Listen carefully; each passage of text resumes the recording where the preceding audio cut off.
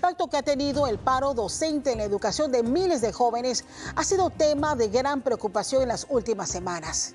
La crisis de la pandemia y la paralización del 2022 y 2023 ha generado un desfase que especialistas alertan será difícil de recuperar y que impactará a varias generaciones de profesionales. Para algunos, esta nueva crisis nos obliga a replantear el modelo de educación en el país y cómo blindar el proceso de enseñanza de los vaivenes políticos y sociales. Panamá viene experimentando evoluciones de actividades criminales y niveles de violencia nunca antes vistos. Si bien fenómenos como el narcotráfico, crisis migratoria y la guerra entre pandillas generan niveles de violencia graves, hay factores sociales como la pobreza, desempleo y desigualdad que siguen siendo caldo de cultivo. Pero en medio de este escenario, las crisis sociales son un perfecto componente para empeorar el panorama. ¿Cómo lo enfrentamos? Lo vamos a analizar con nuestros invitados. Pero también recientemente el Fondo Monetario Internacional elevó la proyección de crecimiento económico en Panamá en un 4%, uno de los mejores de la región. La crisis mundial en materia económica, pero ahora la situación interna del país ponen en riesgo la proyección económica. Estos son los temas que analizamos hoy en Radar.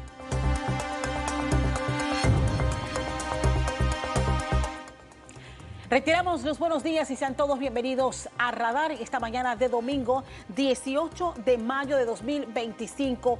Y en este primer bloque como invitados tenemos en nuestro estudio a Julio Alonso, abogado y especialista en crimen organizado. También me acompaña Alejo Campos, él es director regional de Crime Stopper y con ellos vamos a analizar este tema, crimen, violencia y crisis social. Porque si bien es cierto, en nuestra introducción de este programa hablamos de los fenómenos que tradicionalmente impulsan el aumento de la criminalidad, hay aspectos sociales que pueden ser caldos de cultivo y abonar a una situación que tal vez Panamá ya está experimentando, pero que ha venido en crecimiento en otros países.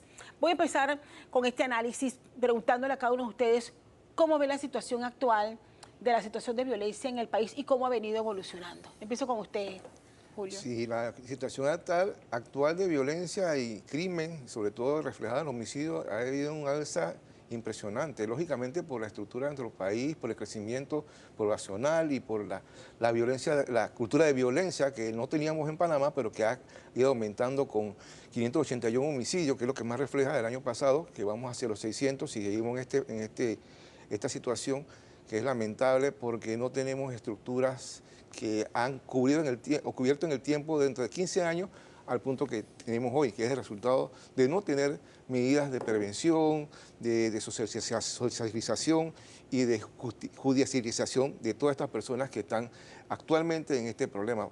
¿Por qué? Porque no tenemos lo que es la familia, la escuela, la comunidad, hemos fallado en esa parte y el Estado como maquinaria no ha entrado en esos sectores donde se necesita salud social, lo que es trabajo, lo que es oportunidades, educación. Entonces, ese tipo de fallas que hemos tenido a nivel de todo este tiempo es lo que tenemos actualmente, donde tres factores importantes, cuatro diría yo, lo que es el narcotráfico, el pandillerismo, el lavado de activos muy en Panamá y la corrupción ligada con la impunidad, que es un ejemplo a la juventud de que no tenemos entonces una certeza, que yo mal utilizo certeza del castigo, sino certeza de una pristina investigación que lleve a los inocentes, a los culpables, a la posición que debe estar, para que haya una disuasión a los jóvenes de que ese camino no lleva a nada. ¿Cómo ve usted el panorama, Alejo? Mira, acá está nosotros siempre decimos desde la organización que los temas de seguridad son multidimensionales, ¿no?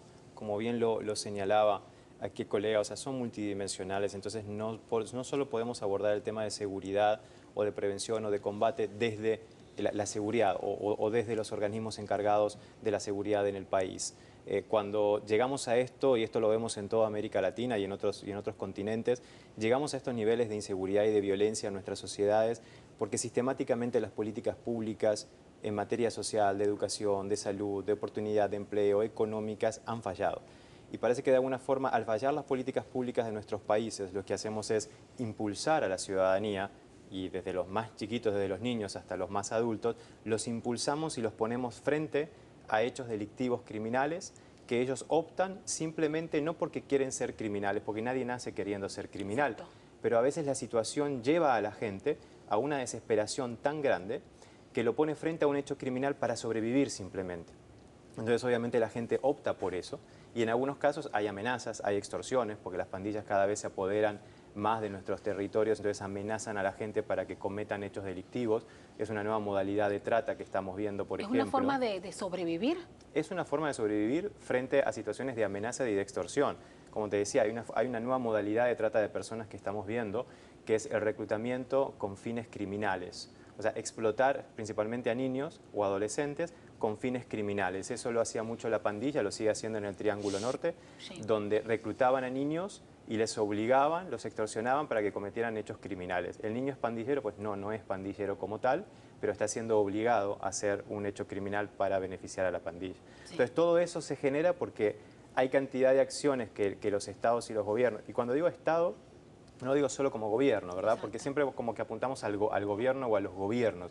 No, es la sociedad, es el sector privado, es el sector de la sociedad civil, la ciudadanía y el gobierno actuando en conjunto que tienen que ir hacia solucionar esto como política pública de Estado. Voy a echar un poquito la historia para atrás y me baso en su experiencia, Julio Alonso, con muchísima experiencia en la antigua Policía Técnica Judicial, como investigador, especialista en redes criminales y pandillas. ¿Cómo ha visto usted la transformación de los pandilleros en aquella época que ustedes tenían que investigar a lo que hoy está experimentando el país, hacia dónde hemos evolucionado? O sea, ¿qué diferencias hay en este momento? No, nosotros estamos en una etapa ahora actualmente dinámica. La pandilla ha sufrido una transformación enorme de lo que eran robar autos en las inundaciones, con los Tiny Two, el Clan Agua y todo esto en los 80, pasar a distribuir droga, a vender droga en los barrios y pelearse territorio, ya a comprar negocios, barberías, comprar parrilladas, comprar bares, cantinas, tener estructuras, tener abogados, tener cuentas bancarias, vivir en países, comprar la droga directamente en Sudamérica y trasladarla hacia Europa, tener puestos en esos países. Se ha estructurado una pandilla que ya pasa de lo que vivíamos, que eran jóvenes, y ya estamos casi en la tercera, cuarta generación de pandilleros. Ya los pandilleros del tiempo de los 80 ya son abuelos. Entonces nuestras pandillas no son como antes veíamos, que andaban con camisetas bordadas, con pantalón a la cadera, los identificábamos con tatuajes por marcas. Ahora no, tenemos pandilleros estudiados, bien vestidos, con capacidad económica y negociante. O sea, ya no es la pandilla que se podía identificar como de repente en otros países, que la marca 13. O sea, son estructuras. No, antes eran como tipo de clanes. Sí, de clanes.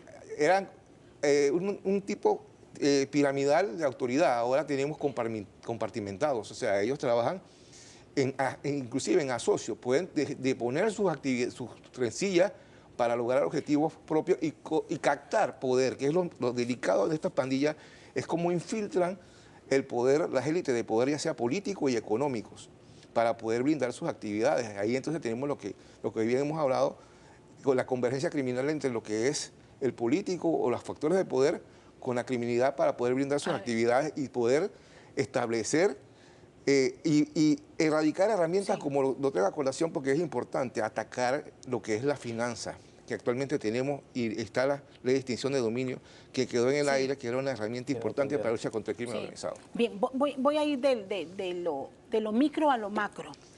Usted señalaba algo, nadie nace para ser delincuente.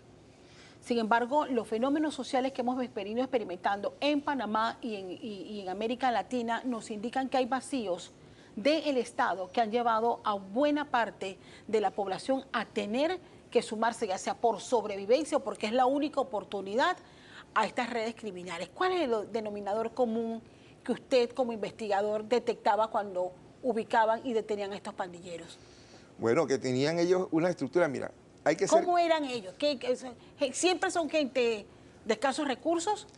En ese tiempo sí, eran personas que eran captadas porque no tenían, eran personas que eran desprotegidas en su familia. Buscaban hacer clanes y donde se buscaban protección, gente que no terminaba la educación, que eran jóvenes que estaban delinquiendo, robando, collares y todo lo demás, que buscaron estructura y iban escalando y tenían posiciones. Actualmente tenemos pandilleros que son personas calificadas, porque el crimen ya cambió de ese ser un subcontratista de cuidar y proteger drogas de grandes carteles, a trabajar con ellos ya como subcontratos y entonces ya establecerse como ya estructuras. Entonces ya tienen que tener conocimiento de la ley.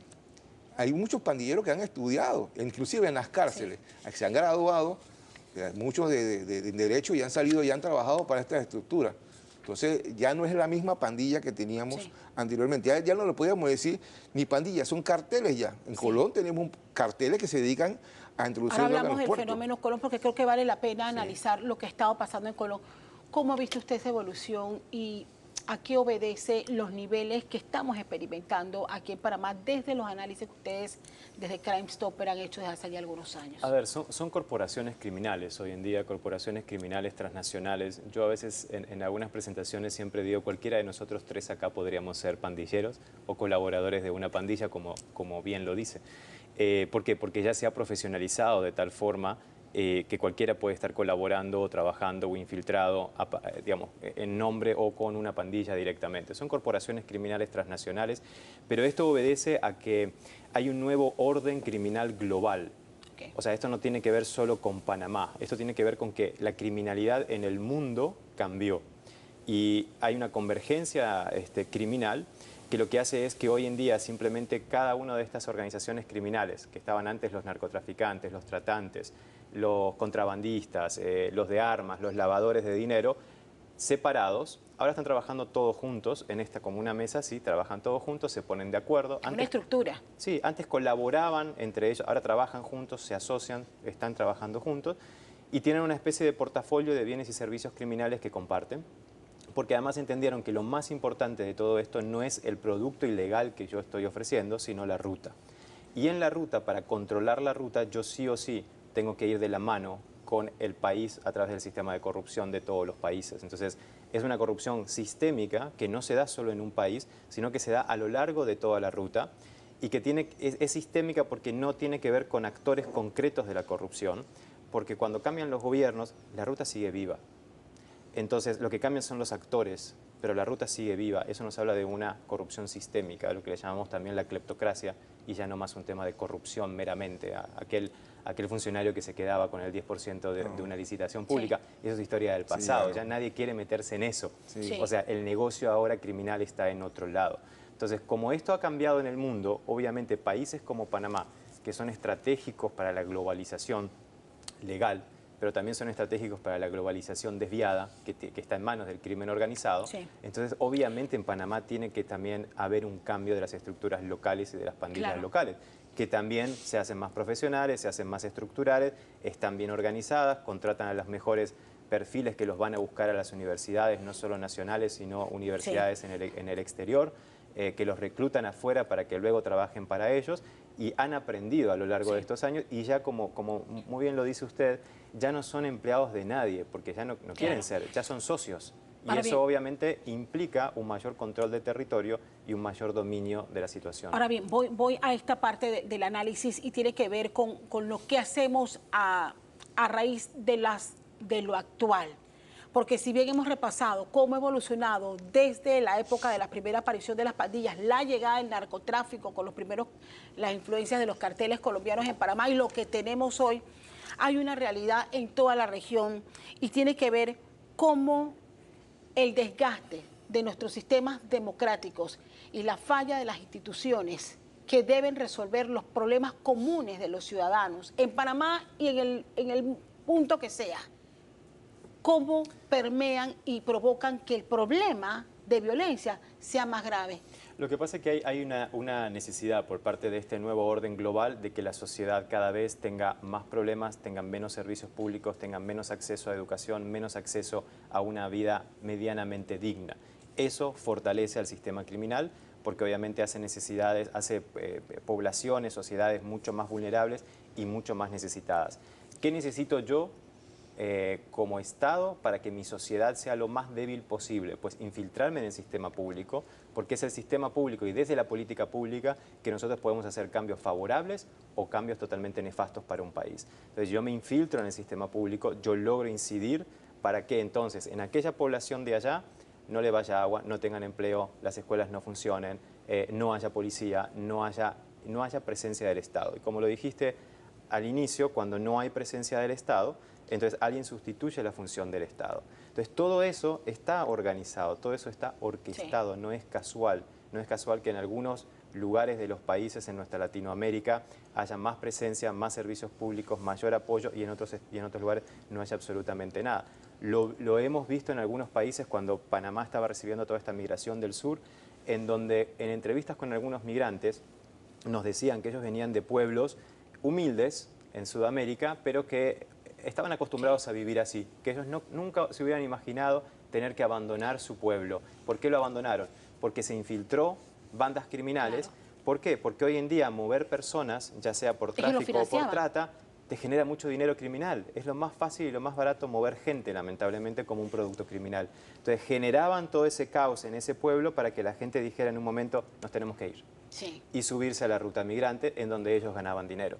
Está todo orquestado, tenemos que entender ese nuevo orden criminal y que obviamente se tiene que atacar desde la política pública. Yo quiero rescatar algo que planteabas al inicio de intervención, Julio, y cuando tú nos explicabas cómo como investigador has visto la evolución de las pandillas, tú señalabas, es que antes peleaban territorios, se identificaban, se ponían nombres para salir en los titulares en los periódicos.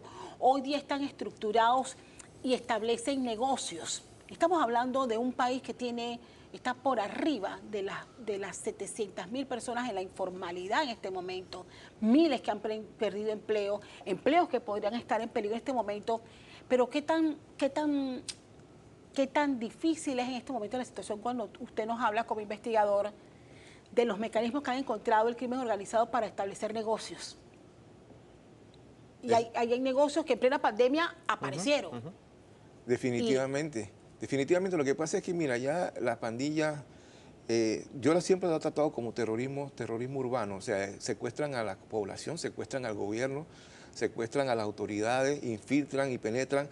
Todas las técnicas policiales e investigaciones que nosotros utilizábamos contra la delincuencia, ellos lograron invertirla. Ahora ellos están atacando al Estado, a las instituciones, como bien decía Alejo, y vulnerando todo esto, y nosotros tenemos una triste historia de corrupción y de impunidad. Acuérdate que aquí la justicia no está muy bien, está en unos crisis que la gente se siente como que no hay certeza de lo que va a pasar. Y entonces estos grupos criminales ya no se ponen orgullosos de decir que si soy de tal banda, entre más discreto y menos se conozca, mejor. Entre más yo infiltre y más tenga información, mejor. Entonces, ¿quiénes son los que están cayendo en esta guerra? Porque si es una guerra, como dicen las autoridades, guerra de pandillas, sí, nosotros estamos mirando como absortos de lejos la guerra. ¿Y quién levanta a los muertos? Sí. Los jóvenes, las personas de bajo ingreso. Y hay dos tipos de criminalidad, porque siempre hablamos de las pandillas, pero está el crimen de cuello blanco que afecta no solamente a un área, sino afecta a todo el país, la educación y el futuro de nuestro país. Y ese tipo de criminalidad que ya ha bajado, porque hemos tenido en el tiempo de la política personas que fueron asesinadas, que se relacionaban con pandillas, se relacionaban con política, y esa conexión es peligrosa. Y nosotros estamos viendo actualmente el resultado con el aumento de los homicidios. Nos hemos acostumbrado, que es lo más peligroso, Castalia, nos hemos acostumbrado a la violencia, a la cultura de la violencia, y pronto, yo siempre, como tú me conoces por muchos años, yo he advertido eso, de que el sicariato... ¿Eso es lo más peligroso? El sicariato que vimos dentro de las pandillas, el crimen organizado va a salir de eso y va a ser, como en otros países, de contrato abierto. Claro. ¿Por qué? Porque ya nos hemos acostumbrado a que por día en Panamá tenemos un muerto, y en Colón 3, 4, una noche 4 muertos, sí, y las autoridades dicen, culpa de pandillas, pelea por el territorio. Y en otros países, Castalia, es importante establecerlo, se han establecido planes de recobrar territorio, donde el Estado no ha entrado como Estado y como gobierno a tratar los problemas sociales. Entra el crimen organizado y capta a todas estas personas, y nos vamos acostumbrando. De nuestra cultura no es así, y ya no importa si mataron al primo, si amanecieron 2 muertos, si ejecutaron a fulano, y eso es peligroso porque nuestra sociedad no va a perder sus valores de la fe en la justicia. ¿Usted coincide en eso, que lo más peligroso es que como sociedad nos acostumbremos ya? Claro, naturalizar el hecho de violencia es sumamente peligroso, porque uno naturaliza ya hasta los nombres de las pandillas, naturaliza, ya terminan a veces el día y dice, ¿cuántos muertos tuvimos hoy? No, pero esa no es la pregunta, esa no puede ser la pregunta. ¿Cuántos muertos tuvimos hoy? o cuántos desaparecidos vamos el día de hoy. Entonces, cuando van apareciendo esas preguntas, se va naturalizando el hecho de violencia y por lo tanto todo el mundo va tomando como una especie de zona de confort. Y lo peor de eso, Castalia, que lo hemos visto en algunas sociedades como en México, porque ya está pasando en algunos casos en Panamá, que se empiezan a generar grupos de autodefensa vecinal, que son al margen de la ley. Que al primero se les permite, luego estos grupos empiezan a contratar seguridad privada, luego empiezan a armarse y al final terminan siendo una pandilla barrial en contra de otra pandilla. O sea, son al final dos grupos fuera de la ley. Entonces, eso es sumamente peligroso. Pero mira, lo que pasa es que también Panamá no es un mercado atractivo al criminal, pues es un mercado pequeño. Sí, o sea, estamos hablando de 4 millones de habitantes, no es un mercado importante, grande. ¿Okay? Lo que pasa en Panamá es que es un puente para los principales mercados en donde abusan y usan continuamente del sistema logístico del comercio internacional porque tiene que ver con lo que hablábamos recién, con la ruta. Panamá es estratégico en la ruta del crimen organizado, no solo del narcotráfico, porque es como que siempre la persecución criminal es narcotráfico, droga, cocaína. Sí, no. Y hay un mundo alrededor de esto que deja más dinero a las estructuras que la propia cocaína. Y hacia ahí no estamos apuntando en América Latina. Creo que lo hemos experimentado. Quiero repasar algunas estadísticas hasta el 30 de abril del año pasado y está solamente en homicidios. En total, de enero a abril, el año pasado, se reportaron 181 homicidios. Pero para este año 2025 ya van registrados hasta el 30 de abril 175 homicidios. La mayoría en enero. En enero se ha reportado la buena parte. 51 en enero, 46 en febrero, 44 en marzo y al 30 de abril 34. Pero aquí me voy a estas estadísticas que la mayoría, sin duda, varones, 165 varones. Pero las edades, que es a lo que me voy a solamente homicidio, que creo que al final es la cara más dura del nivel de violencia que estamos viviendo. Y lo dice el doctor Pachara en estas últimas 2 semanas, con todas las morgues colapsadas. Eso creo que es el ejemplo más crudo de los niveles que estamos alcanzando, que ya nuestras morgues se quedaron chicas para la cantidad de cadáveres que no son reclamados, que no son identificados. Miren, la mayoría de esos homicidios están entre 18 y 24 años, 42. De 25 a 29 años, 33. Y de 30 a 34 años, ocupa 30 de los homicidios. O sea, es la juventud allí.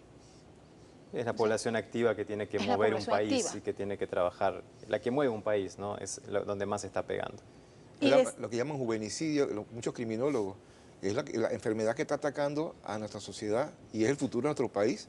Pero yo no justifico la criminalidad, pero puedo entenderla porque hemos fallado como país. Pero ¿por qué llegan? Ahí voy, quiero llevarlos. ¿Por qué llegan a ese nivel? Nosotros estamos ahorita pidiendo el regreso a las clases, pero independientemente que haya una crisis en este momento del pulseo que hay entre los gremios docentes y el gobierno nacional por el tema de la Caja de Seguro Social, hay una realidad de deserción escolar que nadie está enfrentando. Pero, Catalia, mira lo peligroso y lo que tú estás mencionando. O sea, el crimen organizado no para porque ahora mismo la bananera y las calles se cierran. Ellos no paran. Ellos siguen trabajando subterráneamente, infiltrando a la red de la sociedad. O sea, a ellos no les importa la situación económica del país, no les importa si subió fulano al poder. Ellos van a seguir en sus negocios. Inclusive, grupos criminales que antes eran antagonistas de México y Colombia se han unido. Y Panamá no es una ruta ya tan obligada porque existe la de Venezuela, el cartel de los Soles, el tren de Aragua, muchas amenazas que Panamá no hemos visto y otros delitos que aquí están todavía naciendo y yo siempre lo advierto porque no vemos el bosque, vemos solamente el árbol que nos interesa. Y el panameño, después que no me afecte a mí, en mi vida de vivir no me importa. Y como sociedad y como Estado no estamos atacando la fiebre en la sábana y no realmente los síntomas de cuál es la situación, la educación, el desempleo, la parte social, el Estado, el MIDES, el Ministerio de Seguridad, la policía. Y ellos están haciendo su trabajo, pero existe una desconexión para poder como país tener un plan que no hemos sabido cuál es el plan ni el tiempo de medición, solamente sabemos que dentro de 3 años va a haber menos índice de homicidio, pero realmente la estadística no lo indica así. Tú bien lo mencionas, estamos a 4,4 en aumento y proyecciones de llegar a 600 homicidios mínimo este año a final de año. No podemos seguir diciendo es que eso es ajustes de cuenta, porque al final Miren cuántos años venimos nosotros escuchando y tenía de que prontuario policíaco. ¿Y qué? Es un ser humano. ¿Pero qué hacemos? Es un ser humano. Es un ser humano. Mira, estamos hablando de jóvenes muertos. No, y aquí tengo... Que se maten entre ellos. Pues. De 15 a 17 años también tenemos. Y son pandilleros la mayoría. No. ¿Cómo lo ve usted, Alejo, esta situación? Revisando un poco estas estéticas que al final es lo que nos debe preocupar. Son las vidas que se pierden, la falta de oportunidades que hace que un joven quede al final trabajando para alguna de estas organizaciones.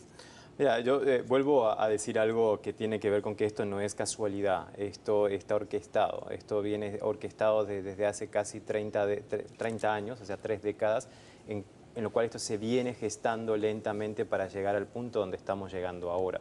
Como estamos viviendo en esta parte de estos 30 años, obviamente estamos viviendo las consecuencias cara a cara, pero esto se empezó a gestar en Latinoamérica desde muchos años hacia atrás.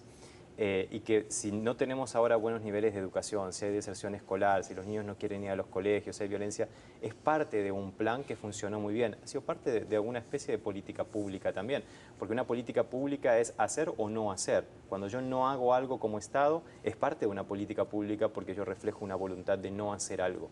Entonces, aquí existió este plan orquestado y yo sé que muchos pueden pensar que es como una teoría de la conspiración en Latinoamérica, pero hay un plan que se ha llevado a cabo durante muchos años para lograr esto ahora, que tiene que ver sobre todo con el tema de los cambios de valores. O sea, no puede ser que hoy en día el valor por el cual la gente quiere vivir, trabajar y eso es, por ejemplo, para obtener en su vida un auto de lujo, o es para poder ir a determinado lugar a comprar determinadas marcas. Cuando el valor de sociedad está puesto en el tener esas cosas, entonces estamos fallando desde la base. Porque obviamente no todo el mundo va a poder acceder a ese auto de lujo, por poner un ejemplo, con determinados trabajos cuando uno empieza con un muchacho de 17 años que empieza a ganar un sueldo que no le va a dar evidentemente para comprarse ese auto, capaz que puede aspirar a los años, pero no tiene tiempo para esperar, no quiere esperar, porque además también ha cambiado otro valor que es la inmediatez. Ya no creemos en los procesos de llegar hacia algo, es todo ya. ¿Por qué? Porque las redes sociales nos han obligado a que es todo ya. Sí. Entonces yo no voy a esperar 20 años para trabajar, y comprarme ese auto. No, lo quiero ya. Entonces, como lo quiero ya, el camino corto, el camino fácil, es tal vez un día vender unos gramos de cocaína en la barriada, o hacer un trabajo para esta pandilla, o un pequeño acto de corrupción. Pero cuando ya estoy inmerso me di cuenta que era fácil. ¿Para qué voy a estudiar? ¿Para qué voy a hacer esto? ¿Para qué me voy a esforzar a trabajar tanto? Es fácil. Entonces empieza con otra cosa más, con otra cosa más, y ahí el crimen organizado dice, hey, Aquí. ¿Pero qué hacer? Es todo un proceso. ¿Pero qué hacemos? Yo sé que este tema es trillado decir, pero bueno, ¿y qué hacemos con nuestro plan de seguridad? Yo como periodista debo decir, yo llevo años esperando que se concrete un plan de seguridad y he entrevistado a no sé cuántos directores de policía y ministros de seguridad. Yo tengo 17 años de estar haciendo entrevistas aquí. Entonces, no llego, nunca veo luces que algún gobierno, que alguna institución me diga, este es el plan. Y hoy, lo que más me preocupa es los fenómenos sociales que estamos viviendo. Ya con un problema grave de seguridad que muchas veces las autoridades no quieren reconocer y nos quedamos entonces, Julio, y ahí voy contigo. Ejemplo Colón. Ejemplo Colón. Colón, mano dura, mano suave, mano blanda. Nosotros no se sabe qué hacer con Colón. Blanda, más blanda. O sea, ¿qué hacemos? Y Colón es un ejemplo claro, internacional. del cóctel de todo. Pobreza, olvido, narcotráfico y corrupción de sus autoridades. En una funcionalidad del crimen organizado. Y una subcultura. Y una subcultura de corrupción que escoge autoridades que no les va a resolver el problema. Entonces, ¿cómo enfrentamos ya fenómenos como este? Mira, los planes y las políticas, yo siempre he dicho que la política es criminológica y siempre el gobierno que llega, pues no voy a hablar de Estado y gobierno, el gobierno que llega desecha todo lo que se hizo y todo lo que se hizo anteriormente estuvo mal y eso vamos a empezarlo de cero y no tienen el tiempo suficiente en 5 años para rendir los resultados y medir qué fue lo que pasó. Entonces cada vez que llega un nuevo ministro de Seguridad, un ministro de Gobierno, un nuevo presidente, implementa medidas que no tienen respaldo científico ni estadístico para poder tener una medición real en tiempo. Porque mira, la delincuencia va a siempre ir buscando dónde se filtra como el agua. Y ella va a ser dinámica para poder acometer su misión. Entonces, ¿qué pasa? Que el Estado ha vulnerado por voluntad política de no hacer. de no hacer, porque otros estados sí han atacado el problema y han identificado cuál es el problema. Y el problema no es judicializar ni echar a la máquina de judicial a 50, 1.500 personas de comisar la droga, porque el aumento de la droga siempre va a existir, la oferta y la demanda. Si tú no atacas la demanda y atacas la oferta al mismo tiempo, tú no vas a tener la reducción real de lo que es nuestra base. En el caso de Panamá, nuestra raíz de todos los problemas básicamente es el narcotráfico. Y lo divido en dos: el narcotráfico internacional que va hacia otros países y la droga que se queda. ¿Qué estamos haciendo con la droga que se queda? Y al ladito, las armas que están en nuestro país. Porque todos estos tipos de homicidios y estos tipos de hechos violentos van con armas. Y tenemos entidades débiles como la DIAS, tenemos entidades como el Ministerio Público, tenemos que no tienen garras y dientes para investigar, que los casos se caen en las carpetillas, al final hay impunidad, que vemos entonces que se quejan de que agarran a la gente y el juez de paz los suelta, que el sistema penal acusatorio no sirve, que por qué se sueltan a las personas que los han dado de pena. Entonces discutimos y no hay una voluntad política de decir, bueno, este es nuestro futuro, al tiempo nosotros tenemos que haber reducido esto o poder haber corregido esto. Y esto toma tiempo, porque atacar todas las falencias en seguridad, en salud, en educación, en la comunidad, educar a la policía nuevamente, especializar elementos en lavado de dinero, en investigaciones criminales, en el sistema penal acusatorio para fortalecerlo. Y no hemos sentado a discutir eso. Pero ese es el accionar. ¿Qué hacemos con la génesis, Alejo? Sí, ya terminó. Que la génesis, yo esto lo veo más que nada. Al final, ¿qué hay atrás de todo esto? Son intereses económicos implementados a través de voluntades políticas. Intereses económicos cuya herramienta es la voluntad política para implementarse o para no implementarse. Entonces, claro, cuando el objetivo es dinero, es muy difícil ir en contra de esos intereses económicos que además son globales. Sobre todo en países como Panamá, que están en el medio de una ruta internacional, estos intereses económicos son globales. Lo vemos en contrapartida, por ejemplo, en el caso de El Salvador, ¿no? Cuando El Salvador decide no queremos dinero criminal en nuestra economía, porque al final el dinero criminal subsidia o financia parte de las economías de nuestros países. Que El Salvador dice no queremos dinero ilegal en nuestra economía y no queremos, digamos, no solo pandilleros, sino que vamos a asegurar que esto funcione porque todas las personas que tienen que tomar decisiones en la política pública no tienen vínculos con el crimen organizado. ¿Y sigue siendo la pobreza el principal caldo de cultivo? Es que no hay uno solo. Yo creo que no tenemos que dejar de decir que hay uno solo. Esto es multidimensional, son varios al mismo tiempo. Porque cuando te centras en uno solo, estás dejando todos estos por fuera. Es tema de pobreza, es tema de educación, es tema de empleo, es tema de salud. Es un tema además coyuntural global, no solo de Panamá. O sea, reformamos leyes en Panamá, que hay que hacer muchas reformas y muchas modificaciones y actualizaciones de las leyes en Panamá, pero tiene que ser con una visión regional, porque si no, el crimen organizado actúa acá, pero actúa en varios países al mismo tiempo. Entonces, de nada sirve tener una muy buena ley acá cuando los vecinos no la tienen. Entonces, es un conjunto de acciones. Quiero agradecerles a los dos por acompañarnos en este análisis. Creo que es un tema en medio de la situación que estamos viviendo en nuestro país. No podemos obviar un tema que necesitamos atacar de raíz y que lamentablemente aumenta cuando se dan situaciones de inestabilidad, confrontación, pobreza, desempleo. Creo que era el tema obligado y les agradezco muchísimo a ambos, cada uno con su visión, por traerlo aquí al análisis de Radar. Con esto nos vamos a la pausa, pero al regresar vamos a hablar de educación. Educación después de la crisis. Después de este gran debate por la Caja de Seguro Social, muchos apuestan de que el próximo gran debate tiene que ser qué vamos a hacer con nuestra educación. Con nuestros invitados lo vamos a analizar.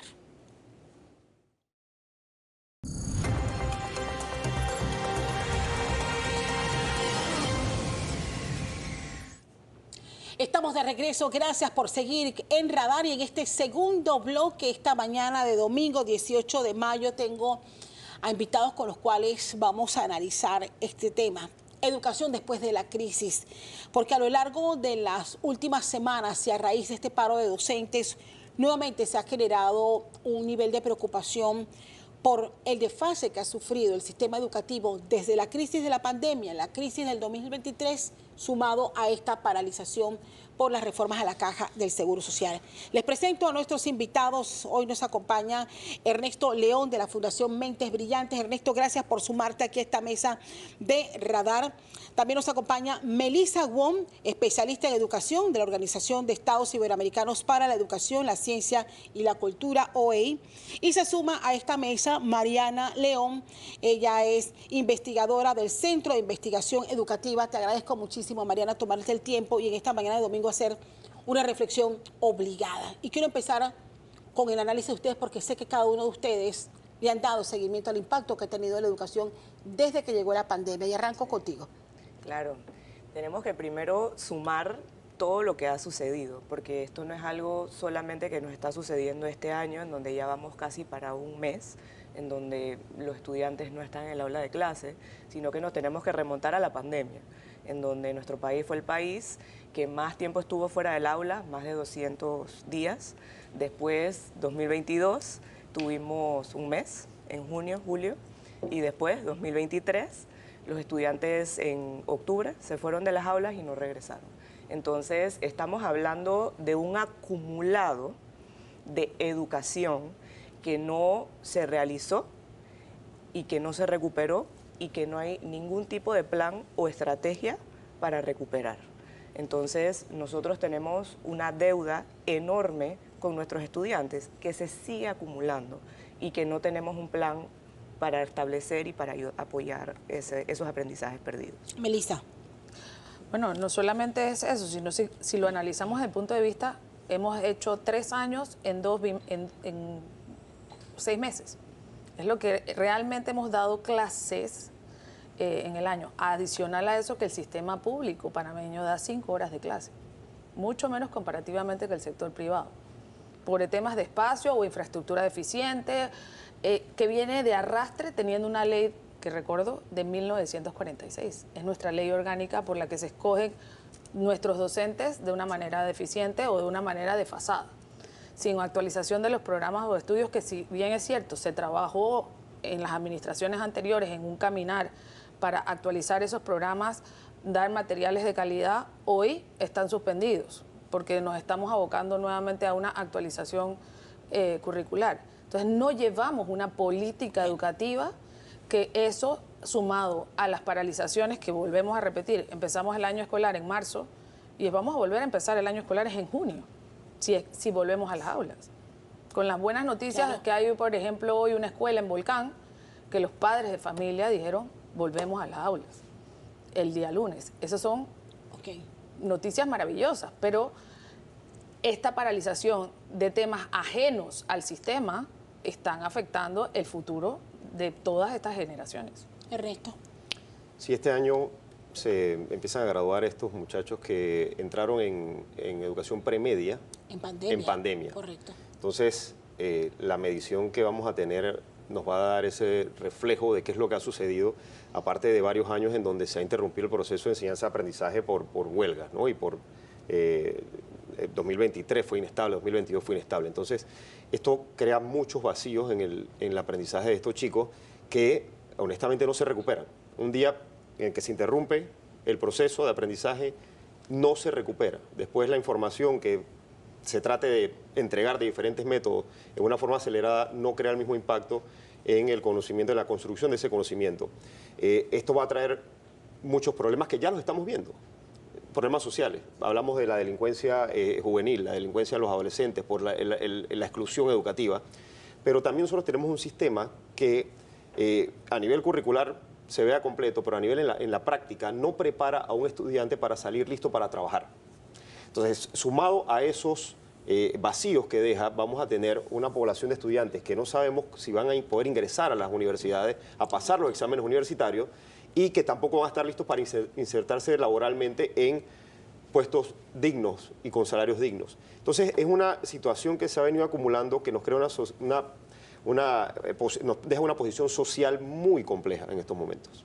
Ahora bien, estamos hablando de más de casi 1 millón de estudiantes en el sector público impactados. La última cifra que compartía UNICEF el año pasado era que hasta el 2022 más de 20.000 estudiantes habían desertado y poco más de 100.000 en los últimos años no había continuado las escuelas. Es un panorama bastante difícil que quiero y otro elemento, hay quienes señalan no hay forma de recuperar. Tú mencionabas que no hay fórmula para... Es que me han dicho expertos que no hay manera de recuperar el tiempo que hemos perdido. Nosotros en Panamá no hemos logrado una fórmula o no nos hemos puesto de acuerdo en ejecutar una fórmula que nos permita recuperar los aprendizajes.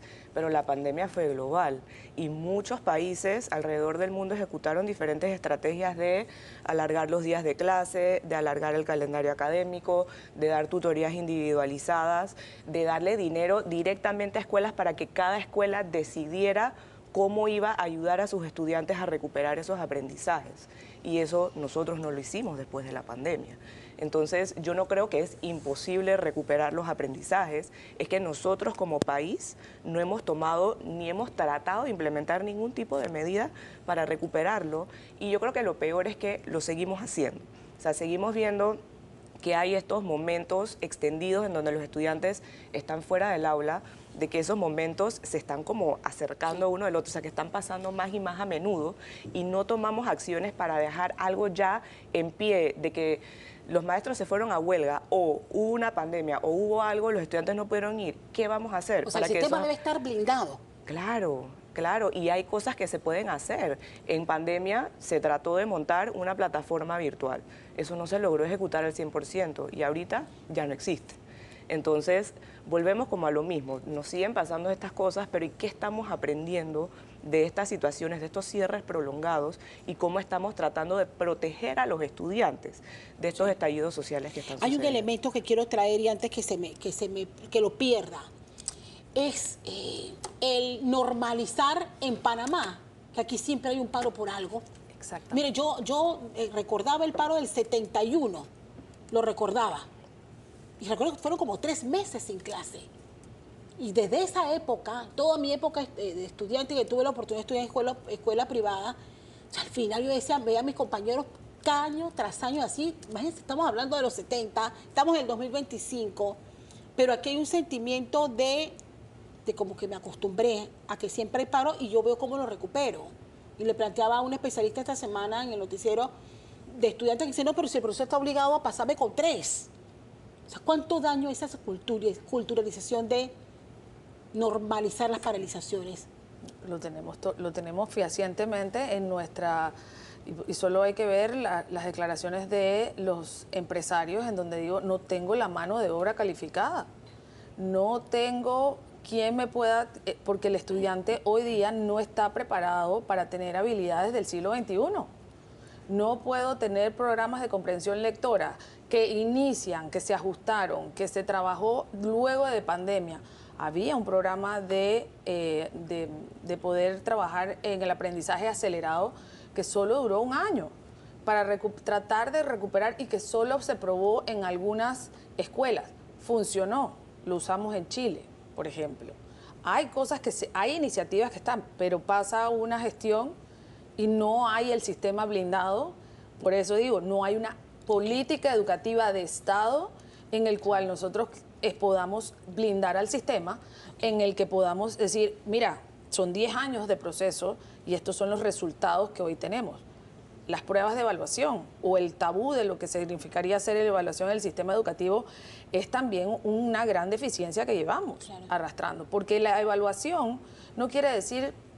El docente hoy día no se quiere evaluar, pero la evaluación no es para decir, oye, qué tan malo estás, sino es que en qué podemos ayudar para mejorar el sistema. Esa información la requerimos para mejorar el sistema, para, por ejemplo, formar a nuestros docentes en nuevas didácticas. Te voy a poner un ejemplo. Confundimos la lectura, la deficiencia en comprensión lectora, y enseguida queremos etiquetar a nuestros niños diciendo, es que no sabe leer ni escribir. Pero a lo mejor es que y falsos diagnósticos en autismo, falsos diagnósticos en dislexia, falsos diagnósticos, y muchas veces es que el niño le cuesta decodificar un grafemo. Pero ¿cuántos de nuestros docentes hablan o saben que esas estrategias están hoy día en el sector público? Hay deficiencias en el sector privado, imagínate en el sector público. Ahora bien, para algunos esta nueva crisis nos obliga a replantearnos qué modelo de educación tiene que tener Panamá.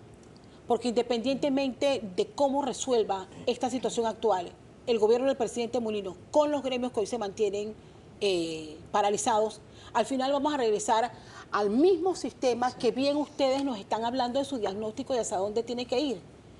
¿Ustedes consideran que es hora de replantear el modelo de educación y buscar las reformas? Tú señalabas. Sí, por supuesto. ¿De cuántos años nuestra reforma? Empiezo contigo. Sí, por supuesto. Nuestra ley es de 1946, o sea, ya va a cumplir 80 añitos, ¿no? Y realmente, a ver, esto no hay que inventar o reinventar la rueda. Hay países que han sido extremadamente exitosos con otros modelos.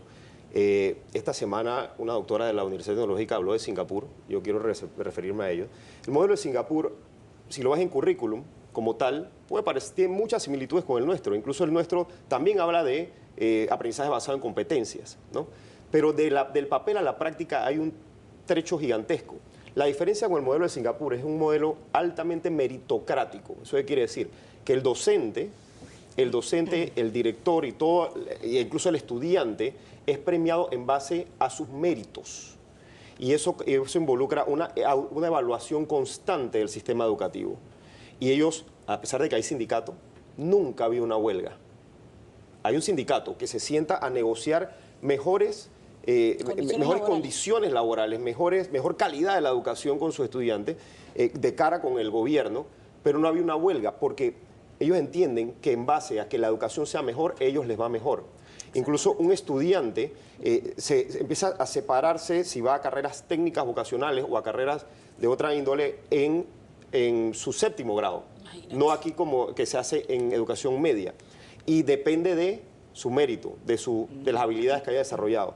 Entonces, nosotros creo que como país, si queremos salir de este círculo, hay que hacer esos cambios profundos en donde se valore más por mérito y las capacidades que desarrolla y lo que hace cada actor de la comunidad educativa. ¿Y cómo brindamos el sistema de los vaivenes políticos y sociales? Con leyes. Con leyes. Con leyes y normas. Y certeza del castigo. Aquí nadie se invierte supuestamente en educación, subimos el PIB o el presupuesto destinado a educación y no pasa nada si se ejecutó bien o si se ejecutó mal. Nadie está rindiendo cuentas sobre qué estamos haciendo o qué dejamos de hacer. No puede tomarse una decisión de este programa fue exitoso, pero ya a mí no me gusta y se llamó, no sé, plataformas que teníamos y hoy ya no tenemos, por ejemplo. Y de repente, sin ninguna evaluación, sin ninguna rendición de verdad de por qué elimino o tomo la decisión de modificarlo. Países como Costa Rica, por ejemplo, tienen que pasar por un consejo de la educación. El ministro de Educación de Costa Rica no puede hacer, digamos, ellos son un país extremadamente normado, que también hace dificultad, o sea, poder implementar cambios o procesos en la educación. Ellos tienen otras dificultades, pero ellos durante 20 años descentralizaron un sistema, el director realmente ejerció su labor como director de la escuela. En Panamá, Castalia, los docentes no saben, los directores de escuela no saben cuánto gastan ni en luz, ni en agua, ni en servicios básicos, porque eso lo paga el gobierno central. Entonces tú no puedes tener una función de director de escuela y un buen administrador del centro educativo porque tienes una deficiencia administrativa de la cual tampoco fueron formados para ello. Entonces, hemos tratado de ponerle parches al sistema, sin hacer realmente una reforma. Sí. Se hizo un diálogo, se hizo un compromiso por la educación, existe un COPEME, pero los actores del sistema no están teniendo ninguna posición para poder ejercer esos cambios. Hoy día tenemos una huelga y la razón de la huelga docente no tiene nada que ver con el sistema educativo, es el sistema político. Entonces, a esos dirigentes gremiales, que me parece válido su protesta o sus luchas o lo que quieran hacer, es invitarlos a que ellos vayan a la vida pública política y entonces dejen el espacio para que los docentes que sí quieren estar en el sistema puedan hacerlo. porque hoy claramente Y ellos se no acaba están esto en el con agua. una reforma, con el planteamiento de una reforma. Bueno, que hay quienes consideran que así como este gobierno dijo, bueno, voy a resolver y enfrentar la crisis del seguro social, ya hay que enfrentar la educación con una reforma. Yo creo que sería la manera de asegurar de que los cambios y las transformaciones sean duraderas y que realmente trasciendan los gobiernos. Porque hoy por hoy tenemos un compromiso por la educación, es una hoja de ruta muy completa, con 5 ejes, nos dice todo lo que tenemos que hacer, poco a poco, pero no la estamos aplicando. Y el COPEME, yo formo parte del COPEME, que somos los que tenemos que, de alguna manera, asesorar al MEDUCA, al Estado, a que esto se logre, a monitorear su progreso. No tenemos tampoco los recursos para realmente asegurarnos de que eso esté sucediendo y no existe como ese intercambio tampoco de información para nosotros poder validar si eso realmente está sucediendo. Pero más que nada yo creo que es como país nosotros definir cuáles son los cambios prioritarios que tenemos que hacer. Uno de ellos, por ejemplo, estoy de acuerdo con Ernesto, tiene que ser este sistema basado en la meritocracia. Especialmente pienso yo en cómo nosotros escogemos a nuestros docentes y ir construyendo diferentes cosas como cambio curricular, la infraestructura de las escuelas, etcétera, etcétera. Pero todas esas cosas tienen que estar, sí, en una reforma integral de la educación, porque si no nos seguimos basando en leyes que ya están desfasadas y no logramos hacer un cambio duradero. Ahora bien, me han abordado varios temas y varios enfoques importantes. Usted señalaba la importancia, eso sería como descentralizar, ¿a eso se refiere? Todo está centralizado hoy en el Ministerio de Educación, o sea, sería descentralizar y aplicar un nuevo modelo en las administraciones de cada colegio. Y eso de alguna manera sí está regulado, sí se ha ido regulando, no se ha ido implementando del todo. Tú quieres que un ministro de Educación te resuelva que el techo se está cayendo, no importa a qué ministro pongan, tiene los mismos problemas cada 5 años. Y eso llevamos así en este arrastre desde que yo tengo uso de razón y que entré a trabajar en el sistema. Digamos, es una connotación de que cada quien tiene un rol y debe ejercerlo, pero no estamos siendo conscientes de que esa responsabilidad, al yo asumir un cargo, tengo una responsabilidad de ejercer mis funciones, porque al final termina recayendo siempre en el ministro del ramo. Y creemos que cambiando al ministro del ramo solucionamos el problema está en el sistema mismo. Sí, y aquí digamos, el reto a vencer es que nuestro sistema está acostumbrado y siempre se habla de la equidad, pero usualmente es la equidad hacia abajo, ¿no? O sea, tenemos que nivelar a todos, a los que tienen, a los que no tienen, a la mejor escuela. No puede, no, tiene que nivelarse con todas porque todas tienen que estar igual. Y eso lo que hace es que frena el avance, la innovación. Nosotros hemos hablado con directores muy innovadores, pero que el sistema los tiene amarrados, que quieren proponer que los mejores docentes tengan mejores reconocimientos, que el sistema, que su escuela tenga mejores reconocimientos, pero no. El sistema no te lo permite. El sistema no te lo permite, todos por igual. Los mejores sistemas educativos del mundo, yo he estado varias veces reunido también incluso en el Reino Unido viendo el sistema allá, y hay ranking de escuelas oficiales. Hay un ranking de escuelas oficiales y toda la comunidad educativa pasa por una evaluación 360. Los padres evalúan a los maestros evalúan a los padres, los estudiantes evalúan a sus directores, a las autoridades, y en base a eso la escuela entiende que tiene que trabajar hacia la mejora continua. Otra cosa que nosotros tenemos que empezar es a vincular también al sector productivo en la educación. Existe todavía una desconexión entre la empresa, el sector productivo del país, las metas del país, con cómo estamos enseñando y qué estamos enseñando a los chicos en la edad escolar. Y todo eso forma parte de esos cambios. Mira, Panamá es un país que está dentro del globo terráqueo, en un mundo globalizado, pero nosotros estamos yendo a la velocidad de esos cambios. La transformación curricular y transformación educativa es constante. Yo no puedo pretender hacer un cambio ahora y olvidarme de hacer más cambios en los próximos 25 años. Todo el tiempo hay que estar cambiando y debemos estar hablando de cómo las nuevas tecnologías van a impactarnos como país. Esta semana una catedrática de la Universidad Tecnológica de Panamá planteaba su preocupación porque el próximo año deben estar ingresando lo que ella bien describe como los estudiantes de la pandemia. Y que ha tenido que sufrir los impases que bien describías al inicio del bloque. Y ella señalaba, lo peor de todo no es que no pasan las pruebas, y que la universidad tecnológica ha tenido que bajar los porcentajes, sino que al final ella dice, esas plazas de trabajo, al final, ¿quiénes las están ocupando? Correcto. Mira, Castalia, y ahí hay un vínculo directo entre la inversión extranjera y el nivel académico con el que sales de la escuela. Porque para una empresa multinacional, tener que llegar a instalarse en un país, quiere contratar mano de obra local, pero que tenga que invertir cifras millonarias en educar a esa persona, en volverlas a educar, conceptos que deberían traer desde la escuela, habilidades blandas que deberían traer de ese proceso de aprendizaje que es la edad escolar, no es atractivo. Y nosotros hemos hablado con empresas multinacionales que dicen, mi presupuesto de capacitación en Panamá es el más alto de la región, porque tengo que educar a la gente que ya debería estar. Entonces, eso no es nada atractivo. Eso no es nada atractivo para venir a establecerse en Panamá. Y si nosotros no entendemos como sociedad que esto que está pasando y estas interrupciones van a convertirnos en un país más pobre, porque es la realidad, entonces estamos ciegos. Hay que abrir los ojos y entender que todo lo que hagamos en inversión en educación, el esfuerzo que hagan todos los actores de la comunidad educativa va a crear un mejor país para el futuro para todos, así tengas a tus hijos en escuelas privadas o públicas. Sí. Yo agregaría ahí que es interesante cómo en estas últimas semanas se ha visto por todos los confrontamientos que han habido en la Universidad de Panamá, muchas críticas hacia la Universidad de Panamá. Y nosotros vemos cómo en la educación superior muchos rectores o muchas universidades se refieren como a la misión social que tienen, de que yo tengo que recibir a los estudiantes vengan como vengan, porque yo los tengo que educar, porque yo les tengo que dar esa educación y les tengo que dar la oportunidad de que ellos se formen. Pero entonces, ¿qué estamos dejando de lado de esta conversación? La calidad de la educación superior.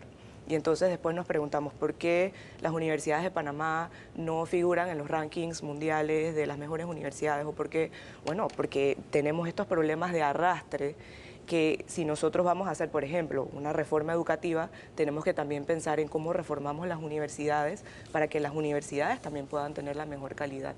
Y a veces eso significa no poder aceptar a estudiantes que vienen con ese arrastre y no han logrado los puntajes necesarios. Y por ejemplo, todo lo que ingresa al sistema educativo ingresa prácticamente directo. No pasa, no hay ningún filtro. Y el orden de prelación de la selección de ese docente, una vez que llamamos los famosos concursos, el orden de prelación lo tiene la Universidad de Panamá. Y cuando revisamos el pensum académico de la Universidad de Panamá, tú dices, pero ¿por qué este docente sale sin estas capacidades? O queremos implementar, o sea, trató de implementar una política de inglés como una herramienta y como un segundo idioma que requerimos en el país, en el mundo laboral, pero nuestros docentes no hablan inglés. Un maestro de grado, y es imposible implementar una escuela, un colegio bilingüe a nivel primario en el sector público porque nuestros docentes de base no traen ese inglés. Entonces hay que hacer programas especiales para entonces estar implementando. Y hemos venido dando, no es que el país no haya hecho esas inversiones, pero a la hora de hacerlo nos cuesta más. Y en estos vaivenes queda a discusión o a criterio del jerarca de su momento.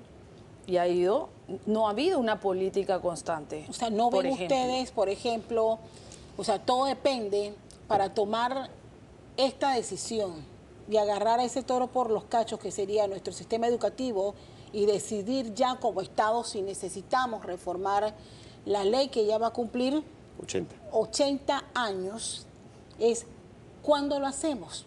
¿Hasta cuándo podemos aplazar esta decisión? Yo creo que es una decisión meramente de Estado, de política. No lo veo en este gobierno, ya con los problemas puntuales y la agenda que se ha trazado, que ya es bastante complicada, pero... Se necesita valentía y arriesgar capital político, porque esa ley, si queremos convertirnos en un país de avanzada, un país que se encamine a través de la educación a un primer mundo, va a ser una ley que va a traer turbulencia en el sistema, porque es romper todo ese status quo de todo menos meritocracia, ¿no? Estamos en una zona de confort. Y hemos educado así por los últimos 80 años, tenemos estas prácticas, hacemos básicamente lo que nos plazca en el sistema educativo cuando estás dentro de él, a un estándar de calidad en el que te van a estar mirando y fiscalizando de que rindas de acuerdo como docente, como director, como parte del sistema educativo, incluso a los mismos padres de familia, que rindas en base a un estándar de calidad que nos lleve a tener mejores resultados en educación. A nadie le gusta eso de primera mano, pero es algo que tenemos que hacer. Y en una entrevista también esta semana me hablaban del rol de los padres de familia. Sí. El padre de familia tiene que hacer sentir su voz. Los estudiantes tienen que hacer sentir su voz. Mira, nosotros estamos en las pruebas internacionales PISA 200 puntos en matemáticas abajo de Singapur. 200 puntos. O sea, entonces, si nosotros ponemos un chico graduándose del sistema educativo de Singapur con un chico graduándose de un sistema educativo oficial panameño, ¿qué diferencias tú crees que va a haber?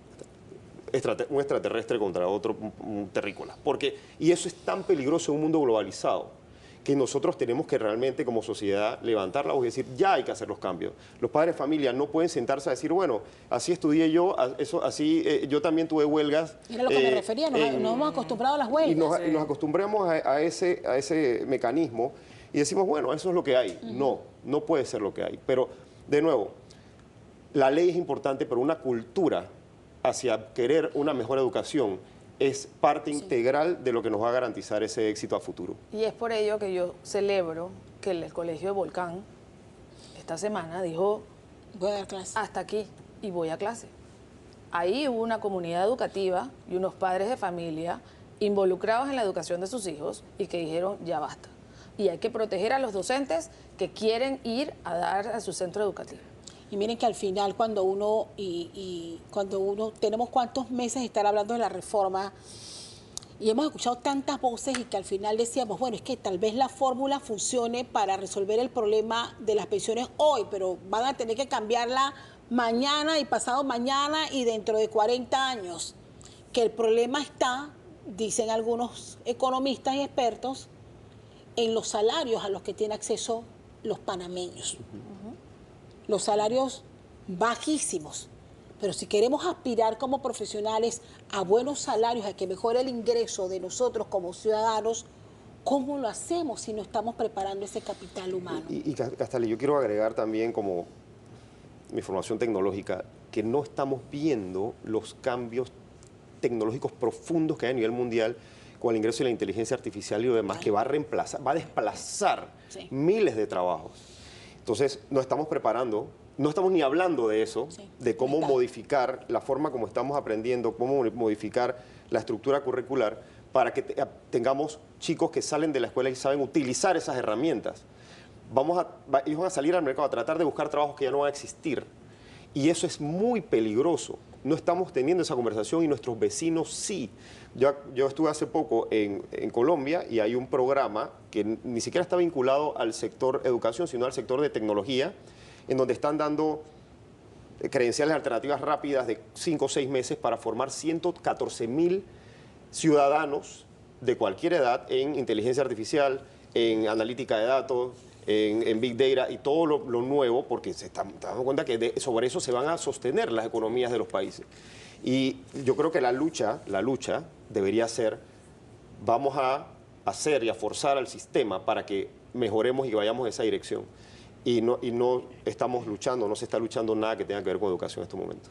Bien, quiero sus conclusiones brevemente de la situación actual y ustedes como especialistas les preocupa de esta nueva pausa que tenemos en este momento y que sabemos pues va a tener serias repercusiones en la calidad de la educación en estos momentos. Empiezo contigo, Melissa. Bueno, si queremos tener mejores resultados no podemos seguir haciendo lo mismo.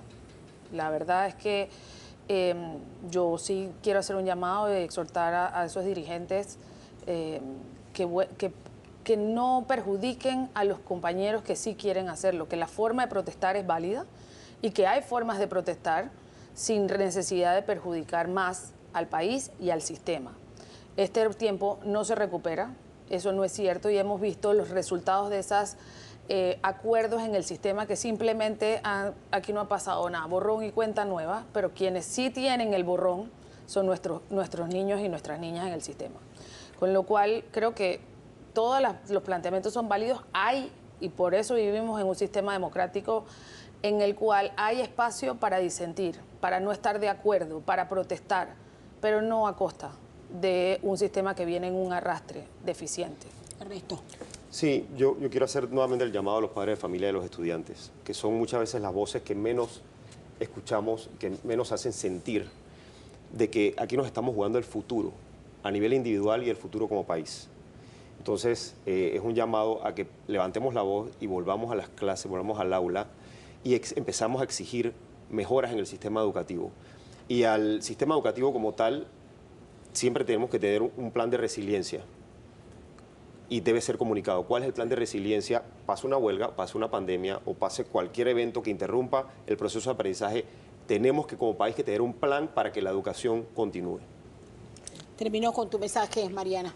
Sí, yo creo que nos tenemos que unir como sociedad para realmente decidir en conjunto, estudiantes, padres de familia, el Estado también, de que la educación es importante. Y yo creo que hasta que eso no suceda, hasta que nosotros como sociedad no nos demos cuenta de la gran afectación que estamos haciendo al tener una mala educación en nuestro país, porque eso es lo que tenemos, no tenemos un buen sistema de educación.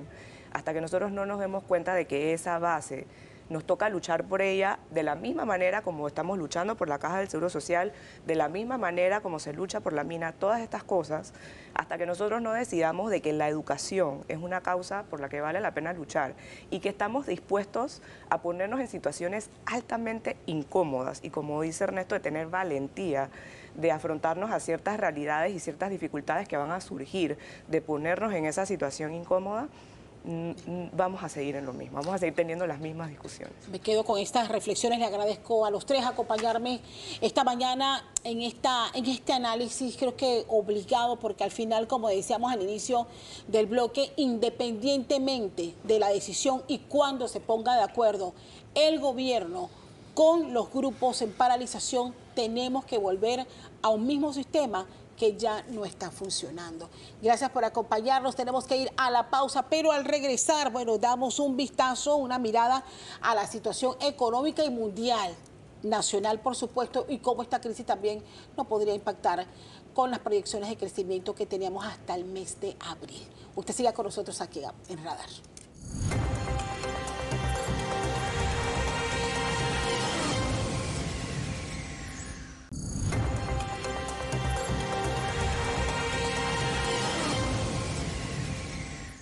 A lo largo de este programa hemos analizado varios aspectos alrededor de la crisis que estamos viviendo, la criminalidad y cómo situaciones como estas son un caldo de cultivo, pero también cómo la situación educativa se empeora por el impasse no solamente de esta crisis, sino también de las fallas que fueron detectadas en el sistema a partir de la pandemia. Pero ¿cuál es el impacto económico?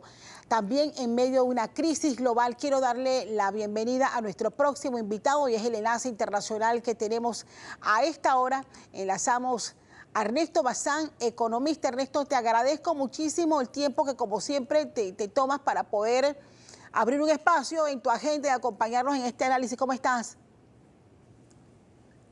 Castalia, muchas gracias por la invitación, estoy a sus órdenes.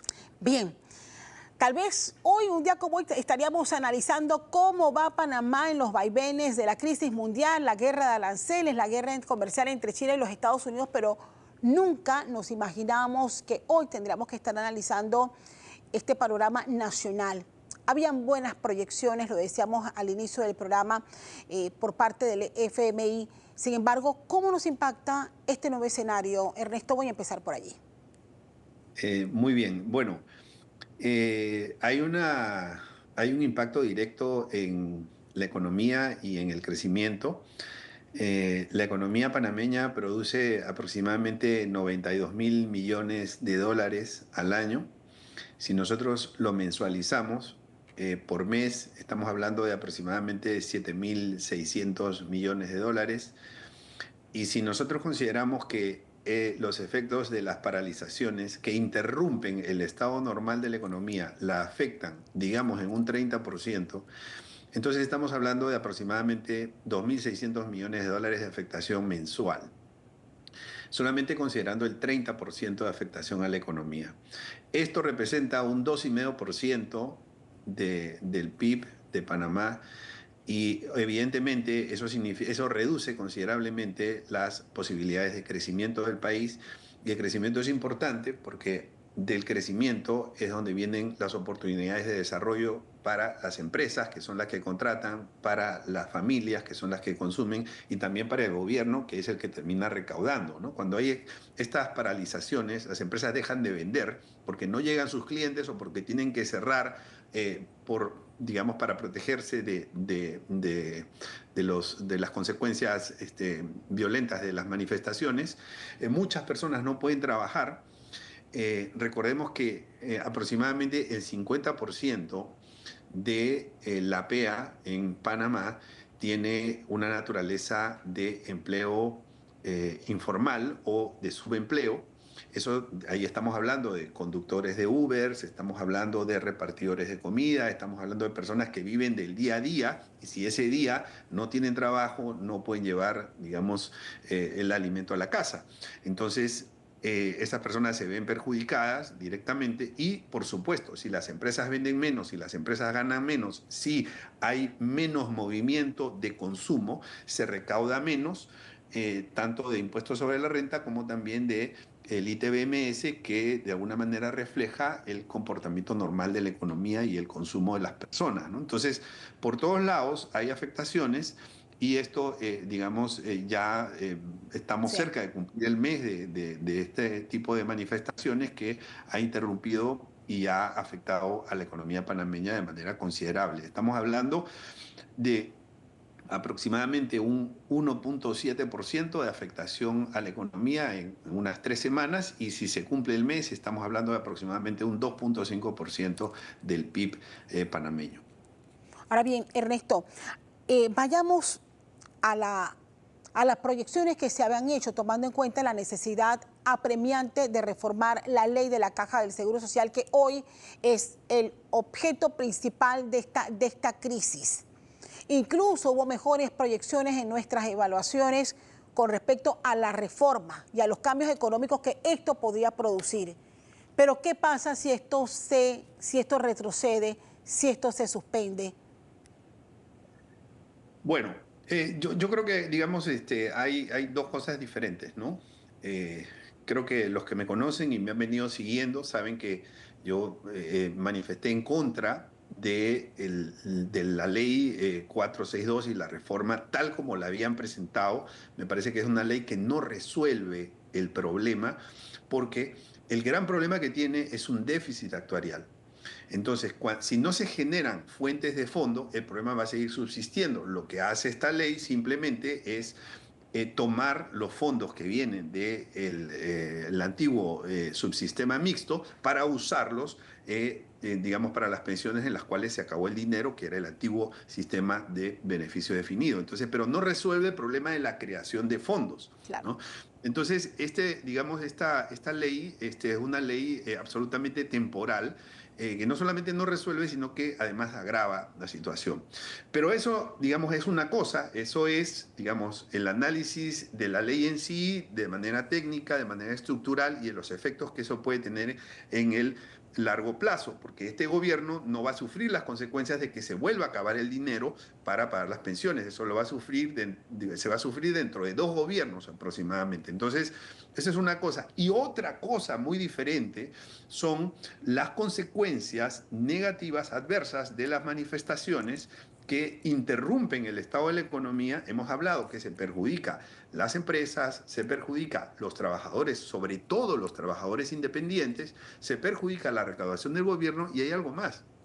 Se perjudica la confianza, porque todo inversionista, ya sea inversionista local o inversionista internacional, inversionista extranjero que quiere venir a Panamá a poner cadenas de comercios o cualquier tipo de inversión que genere empleo, necesita un mínimo de confianza, necesita tener cierta tranquilidad que la inversión que va a hacer va a tener, digamos, va a estar dentro de un contexto de estabilidad económica, estabilidad jurídica, estabilidad política, estabilidad social, y, digamos, esta forma de manifestación está interrumpiendo y está afectando esa inversión que podría llegar, y que, digamos, de no producirse, evidentemente, limitará las posibilidades de generación de empleo. Y, digamos, yo me estoy refiriendo a la forma de protestar, ¿no? De interrumpir la economía porque los derechos de uno terminan donde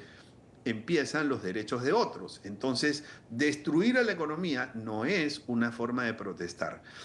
Soy de los que está en contra de esa ley, pero eso es una cosa, y otra cosa es, digamos, destruir no solamente la economía, sino la capacidad de atraer inversiones que tiene el país, y Panamá siempre ha sido uno de los países de Latinoamérica que más inversiones atrae, ¿no? Pero esto está llevándonos al escenario contrario de alejar inversiones que generen empleo. A ver, a lo que voy es un poco técnico, pero por favor, siempre eres capaz de ayudarnos con el análisis para entender el impacto. O sea, con este panorama, evidentemente, la calificación de riesgo va a la baja. Teníamos buenas noticias al inicio de este año 2025, pero con esto, ¿cuánto retrocedemos y cuánto nos puede impactar una nueva calificación a la baja?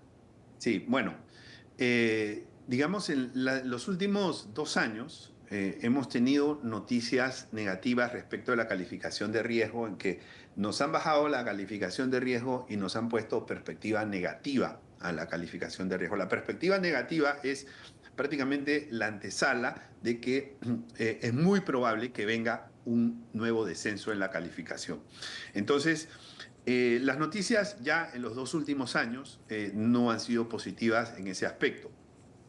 ¿Qué pasa con la calificación de riesgo? Bueno, este escenario va a hacer que el dinamismo económico en Panamá se pierda por afectación económica y por la disminución de la confianza y del clima de estabilidad que el país podría tener. Pero por otro lado están las finanzas públicas. Las finanzas públicas están mostrando indicadores de mayor preocupación. De hecho, hace poco se publicó el déficit fiscal al primer trimestre del año 2025 y está peor que en el año 2024.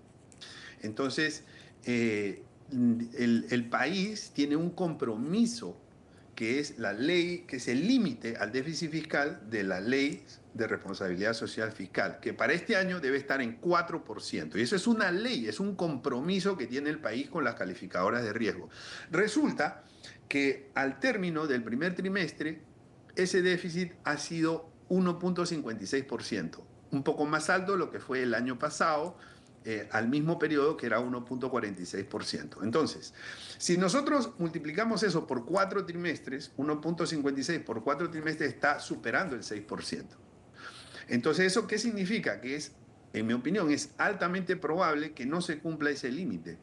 Y ahí las calificadoras de riesgo no nos van a perdonar y nos van a bajar la calificación de riesgo, vamos a perder el grado de inversión. ¿Y eso qué consecuencia tiene? Que vamos a tener que pagar más intereses. Pagar intereses, para ponerlo en términos sencillos, es como agarrar el dinero de los panameños, es como agarrar el dinero que nos da el Canal de Panamá y quemarlo. Ese es más o menos, digamos, una analogía de lo que significa pagar intereses, porque significa gastar en algo que no le da, digamos, un beneficio a la sociedad. Entonces, si nos bajan la calificación de riesgo, vamos a tener que pagar más intereses. Ya nosotros venimos pagando intereses al primer trimestre alrededor de 950 millones de dólares. Quiere decir, acercándonos a los 1.000 millones de dólares. Eso quiere decir que en el año podríamos estar terminando pagando intereses a una suma cercana a los 4.000 millones. Eso significa, para ponerlo en buen panameño, que ya nos hemos gastado en intereses prácticamente todo lo que nos da el Canal de Panamá. Si el Canal de Panamá nos deja 3.000 millones, nosotros gastamos eso y mucho más en intereses. Es como, digamos, para usar la misma metáfora, es como si hubiésemos agarrado todo el dinero que nos da el Canal de Panamá y lo hubiésemos incendiado, sin ningún tipo de beneficio para la sociedad panameña. ¿Por qué? Porque tenemos un déficit fiscal que viene empeorando año tras año, mes tras mes, las planillas siguen subiendo, los despilfarros siguen aumentando y desde hace muchos años hemos estado advirtiendo, no solamente yo, sino otros colegas también, que eso es insostenible y que tarde o temprano nos llevará hacia una situación muy dramática. Con esta situación y el panorama que analizamos, se dificultan los planes que se había trazado el gobierno de reactivación y generación de empleo. O sea, ¿cuánto va a costar? O sea, ¿cuánto nos cuesta a nosotros esta crisis que ya va para un mes prácticamente para poder llegar a las metas de reactivación y generación de empleo? Bueno, difícilmente vamos a poder reactivar la economía, primero, si no saneamos las finanzas públicas. En mi opinión, es casi imposible que se pueda realizar una reactivación económica sin sanear las finanzas públicas. Tenemos que entrar en una austeridad urgente, pronta y drástica. Si eso no se hace, vamos a seguir creciendo en el pago de intereses y en el déficit fiscal y se va a tornar inmanejable. Las malas noticias van a comenzar a llegar de manera más frecuente. Eso disminuye la confianza de los inversionistas. Entonces, es muy importante para poder generar empleo, generar confianza para que, digamos, los inversionistas puedan hacer inversiones que generen empleo, que generen contrataciones, que las personas que son contratadas generen consumo, gasten, hayan nuevos negocios y entremos en un círculo virtuoso, que eso es algo que sí se puede hacer en Panamá. Pero desafortunadamente, mientras el escenario interno esté en una inestabilidad política, en una inestabilidad social, y mientras las finanzas públicas no estén debidamente ordenadas, lamentablemente eso va a ser muy difícil y vamos a seguir en este panorama de incertidumbre. No nos olvidemos que el desempleo está en 9.5%, ¿no? Es decir, antes de la pandemia estaba superando el 7%. Hoy en día está en 9.5%, bordeando el 10%. Entonces, y mucho de estas manifestaciones, en mi opinión, es no solamente por leyes que no le han caído bien al país, no solamente por algunos intereses políticos que puede haber por parte de algunos sectores, sino que, digamos, de alguna manera esto, digamos, sorprende al país en un momento de mucha frustración por los altos niveles de corrupción, por las decepciones que hay en cuanto a medidas de gobierno, no solamente de este gobierno, sino del gobierno anterior también, en cuanto a la sensación de impunidad que se tiene por acontecimientos que es por todos conocidos, y toda esa, digamos, desilusión, toda esa decepción del panameño se ve plasmada en manifestaciones de orden social. Ernesto, y bien, es el análisis de lo que tenemos en casa, pero no nos podemos olvidar de lo que a nivel mundial acontece.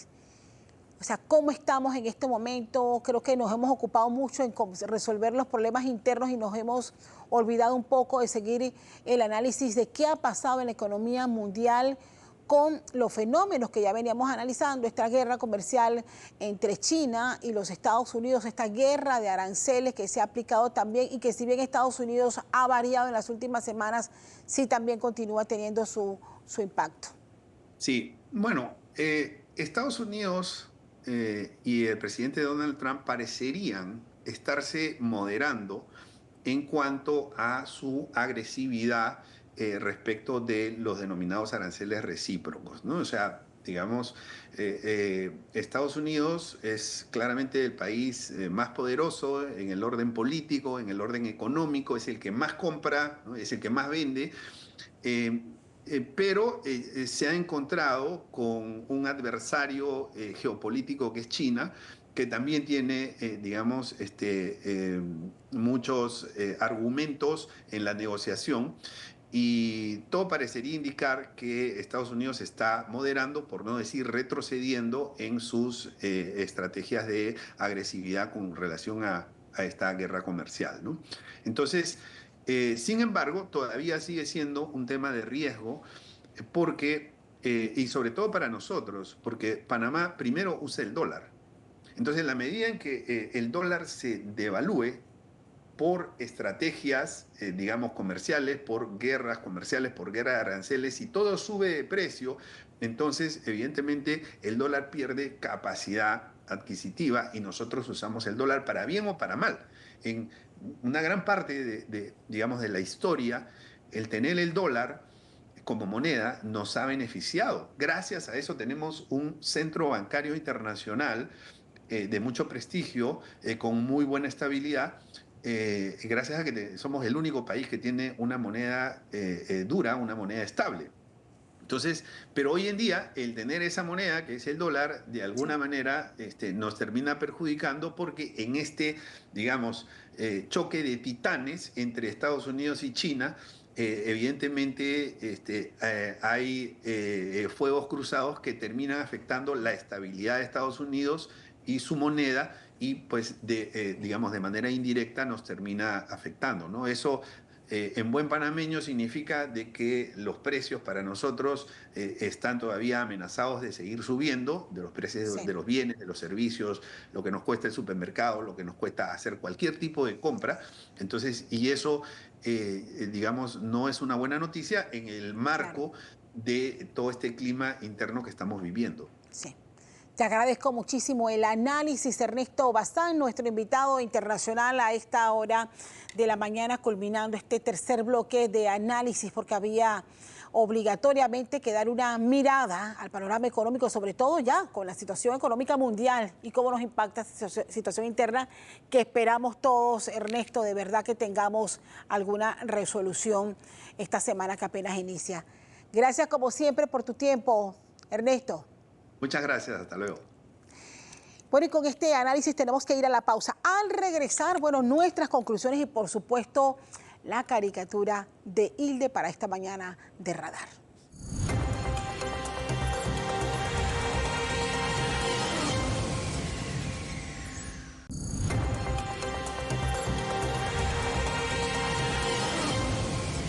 Estamos de regreso ya en la parte final de Radar y como siempre vamos a compartir la caricatura de Hilde. Y aprovecho para felicitar a Hilde, que esta semana fue premiado como a la mejor caricatura en el Fórum de Periodistas. Esta es la inspiración de Hilde, dos de los temas que hemos estado abordando esta mañana con nuestros invitados. Aparece una casa, dice no hay clases, una escuela, hoy no hay clase, un niño con su mochila y en la entrada, bueno, maltrecha esa escuela por cierto, y una mano negra que se acerca a esta niña y le dice, te puedo dar clase, la delincuencia. Dos de los temas que hemos estado abordando esta mañana y que nos lleva a una profunda reflexión al final con el sentimiento que creo que todos tenemos, que se resuelva esta situación cuanto antes. Gracias, Hilde, por la caricatura y voy de inmediato con nuestras conclusiones. Los niveles de violencia que vive el país, que se refleja en el aumento de los homicidios, nos lleva a preguntarnos qué estamos haciendo como Estado para frenarlo. Culpar al narcotráfico y al crimen organizado ya no es excusa, cuando más allá de las estadísticas hay que mirar a los vacíos y la falta de respuestas a problemas básicos como la educación y el desempleo. Estos son graves elementos que abonan a este problema que sigue arrebatándonos la vida y los sueños de cientos de jóvenes en el país. Hablando de educación, esta nueva paralización se suma al desfase de arrastre que traemos desde la pandemia.